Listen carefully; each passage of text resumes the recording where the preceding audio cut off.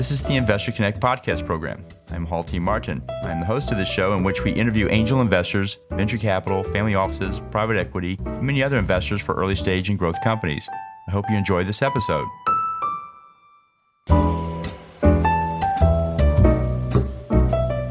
Well, hello, this is Hall Martin with Investor Connect. Today I'm here with Brendan Manley of iCAMP. Brandon, thank you for joining us. Yeah, thank you, Hall. Great. So what was your background before joining iCAMP? What did you do before this?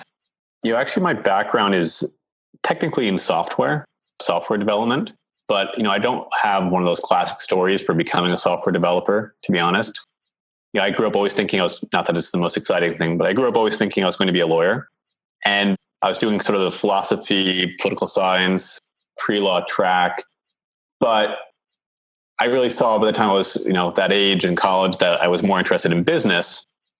And, I thought, what's going to get my foot in the door more than anything else? And just what I think every company right now, in a way, is a technology company, or at least the ones that are going to get business and stick around. So I thought to learn how to program. I started by doing it online and then attended the Flatiron School in New York, which is a bootcamp. After that, I worked for a couple of years as a developer and then got into transitioned more to like the project management side, but it was very helpful being a developer first. And this is how I went from, developer to project manager to manager. And so what led you to start work in this space as far as why did you choose this space? Yeah. So it actually is very personal. For a while, I was doing websites sort of as like a small dev shop, doing it for clients. And then my wife was worked in real estate, and it gave me, I had the flexibility. We both had schedules that were flexible.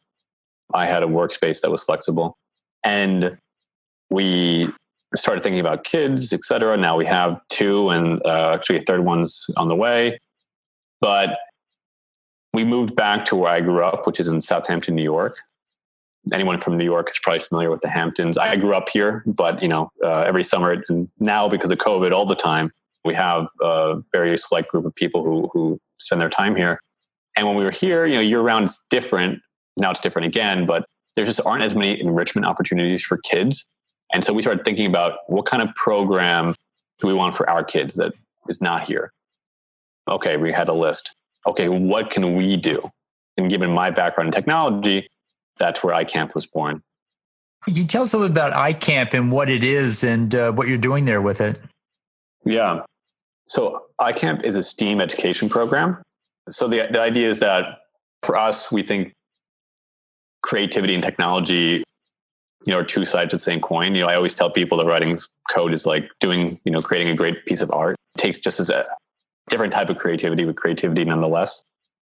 And so, we saw there was sort of a disconnect sometimes when people thought about the two. I had one person who was a director at a school ask me why art and technology have anything to do with one another. But anyway, so, my wife and I had the idea. We started off with a day camp in Southampton. And within a couple of weeks, we filled up the space. We ended up doing like 3 or 4 times more business than we had expected the first summer. And we always thought, how are we going to scale something like this? And we had a few ideas. The day camp is still around and going strong, even with COVID right now. And we thought, online is the way to go, but we don't know when we're going to be ready for that. And given COVID, it pushed our hand. And since March, we've gone online and gotten some traction there. We've actually gotten a whole lot of traction too, working with learning pods in person as well. But iCamp is really teaching kids about STEAM topics: coding, robotics, engineering, filmmaking, animation, 3D printing, but in a way that resonates with them. There are lots of programs that we say are direct competitors or competitors, but I think it's really about the approach and the philosophy of the program that helps you create like a cult-like following, and that's what it really is. It's like every client has like 2 heads. It's the child and the parent. Both have to want to come back. And I think by us catering to both equally, I think we've been able to create this following that's like dogmatic about us, which is, is how we've been able to grow so rapidly in the last couple of months, even when a lot of businesses are not doing any business. And we've done more in the last 8 weeks than last year. And so what's your advice for people investing in this edtech space, so to speak? Yeah. So I'd say that you want to talk to the parents if you can, like talk to customers. Maybe this is obvious advice, but just from getting feedback from parents and hearing from parents of friends who've taken the program or vice versa, you want people to really resonate with the brand.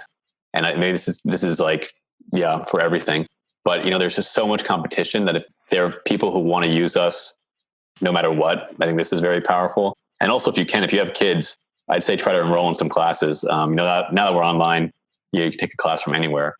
But if you can hear from the parents and hear from the kids too, this is true for any company, right? Then you can see if it has staying power. Well, so how do you see the edtech industry evolving from these COVID times and what you're seeing out there and what you're doing? Where do you think it's going? Yeah, I mean, I guess everyone knows that it was hot before COVID. I've seen projections of it growing in the next 5 years, 11% a year, by 60 billion. I know right now we're busier than ever. I expect that every company working in edtech is busier than ever.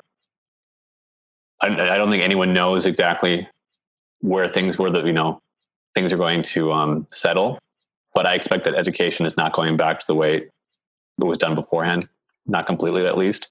Right now, it's hot in the news that families are building these learning pods, and I think this is really going to challenge the way that people look at education. What we offer is not traditional academic subjects.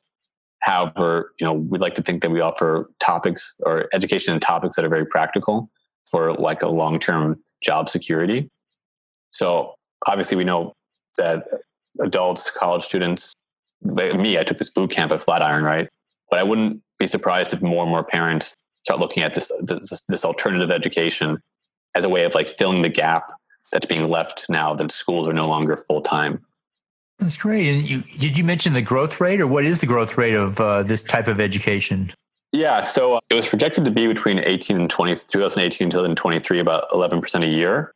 I expect, though, I don't know, but I expect that now it's growing by more than that. And once the dust settles, I suspect that we'll see these projections change. And how many companies are engaged in it now, like you are, if you had to put a guess on it?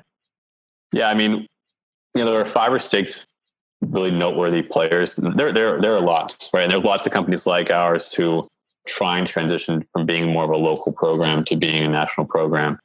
Some of the noteworthy ones, I mean, maybe you've heard of Edtech, which is doing technology camps for a long time. They're now moving into the online space more than ever.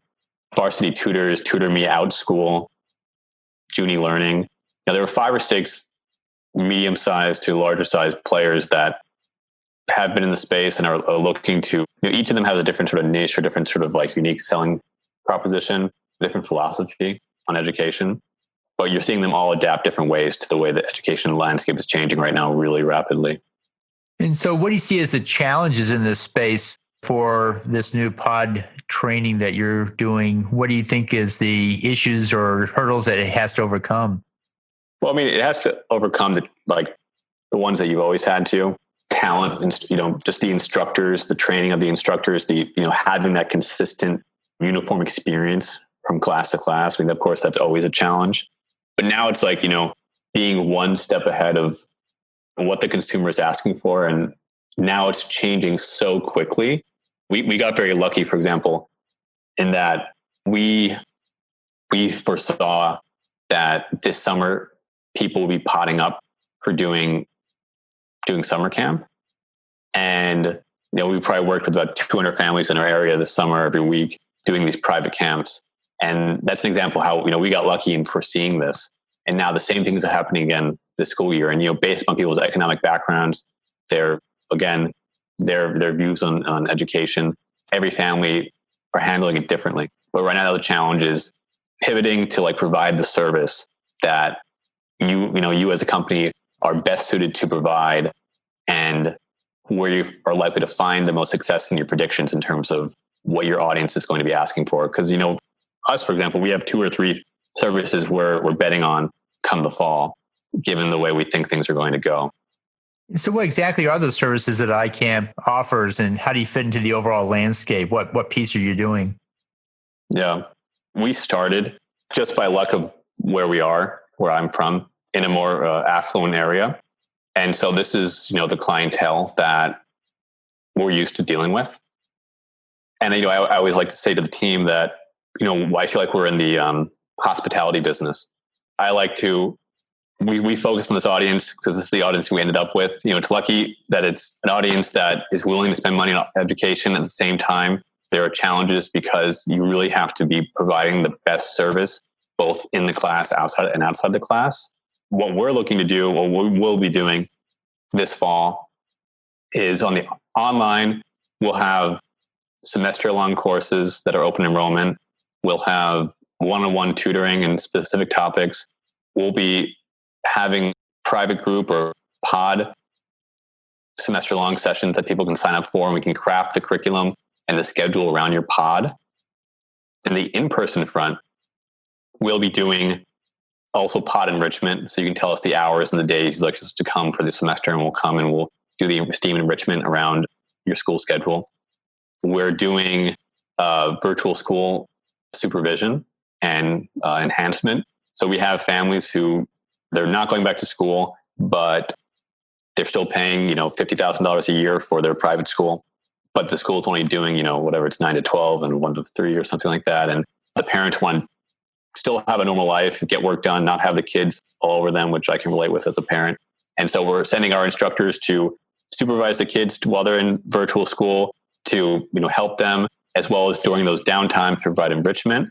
And the final piece we're offering is essentially almost like a homeschooling plus enrichment. So we're putting together full academic curriculum as well as enrichment sessions for pods of families. Great. Sound like you're getting a lot of traction there with the community. How do you see expanding this outside your local area? Yeah, that's something that we're always considering when we're building out our systems. As an engineer, or since I have this background in software engineering, sometimes I have a tendency to over-engineer things, but I do always like to have systems in place, and I always think about how can we scale something like this. So the online is obvious how that's scalable. We are still looking on the online, given that there's lots of very tough national competition. We still are looking to target more affluent areas, and rather than going after kids coding and that kind of stuff online, we are targeting specific geographic areas. That being said, our virtual instructors are everywhere, so we don't need to find local people. So that part's easier to scale.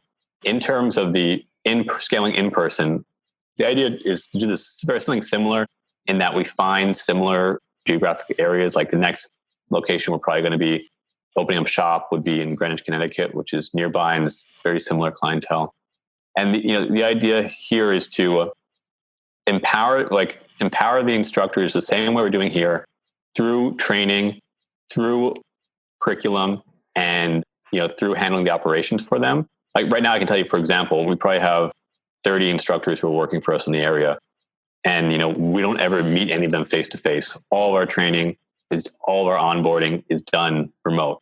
So for us, it's and also recruitment's done remote. So for us, it doesn't really seem like a real big difference in having, an operation here relative to having one in any other affluent, suburban area in the country. So you're already working virtual or by remote anyway, and so scaling it outside your area won't be hard because you're already distributed, so to speak. Yeah, funny enough, even though, like I said, these 30 instructors, they've never met the only other iCampers they ever meet are the fellow instructors who, have the same assignments. Other than that, everything else is done remotely, the training, the onboarding, the recruitment. So in that sense, we're trying to build a model that, we're trying to be disciplined enough to do it here such that we have practice doing it in other places. Well, that's great. Well, in the last few minutes that we have here, what else should we cover that we haven't? I had thought about, I want to make sure that we talked about COVID and how that's changing the landscape, which I think we've covered in detail. So I think a nice thing to touch on is how one of the things that we like to do that other programs maybe shy away from is we work with children that are a little bit younger than a lot of competitors do. So we have 4, 5, 6-year-olds who we're teaching the fundamentals of coding to. And one of the powerful things about this is that, it kind of opens up the parent, even if look, obviously we want them to be customers, from like cradle to college if we can. But even if we can't, the nice thing is that, you kind of open up parents to the fact that once you can teach a kid, logic, you can start teaching them technology, you can teach them coding. And this has really opened the door for us with a lot of young families who, lucky for us, just were in their beginning their search for programs like ours, or maybe hadn't even yet. And so that's given us somewhat of an advantage in that, by focusing on these younger students, we've been able to kind of become, known by these families who otherwise, maybe would have waited a couple of years and ended up going with a bigger player. And then, like I said, for whatever reason, we figured out a way to keep the kids wanting to come back by making the classes engaging and fun enough so the kids are happy.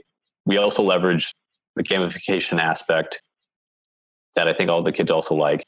Then the other thing is for the parents, the kids have to be learning enough for them to think it's worthwhile. So it's this, it's this engagement and educational duality that we're constantly working with. And it's really it's that part of the curriculum. It's the training. It's the finding the right teachers. That's where the magic really comes into play. And that's, the hardest part about this industry. Well, it sounds like you figured out all the hard parts and have it working in a good way now. Congratulations. It sounds like it's a great opportunity as well as a great service to the community for education. It seems like it's time to move education to the next level, and it looks like you're a good part of that. Yeah, I appreciate it. Sometimes at 1 a.m., I wonder what it is that I'm doing up at 1 a.m. But the nice thing about it, honestly, is that, for example, like today, which is pretty rare. I haven't had, when we started the business, I was the teacher. And today, one of our instructors called in sick, and typically we'd have a sub. And I thought, I should just go do it because I haven't done it in such a long time. And, it's just like, maybe it's because I come from a big family and I like, also have kids. But it's just, you get to feel good about what you're doing because you have kids who have never tried something before. And then it becomes like a passion of theirs, right? It becomes a hobby of theirs. And that's just worth everything. So thank you. Great. Well, great. Well, how best for listeners to get back in touch with you?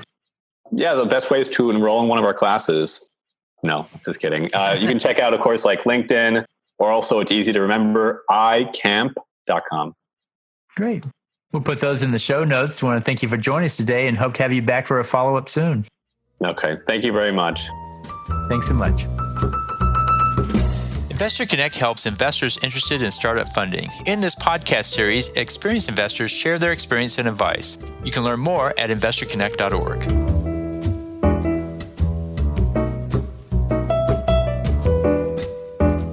Halti Martin is the director of Investor Connect, which is a 501c3 nonprofit dedicated to the education of investors for early stage funding. All opinions expressed by Hall and podcast guests are solely their own opinions and do not reflect the opinions of Investor Connect. This podcast is for informational purposes only and should not be relied upon for the basis of investment decisions.